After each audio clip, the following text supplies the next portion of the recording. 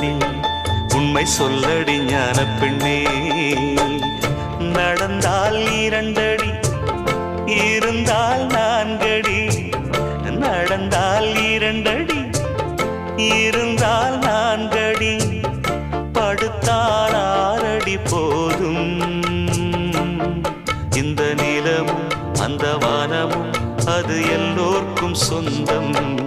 அடி சொல்லடி ஞான பெண்ணே.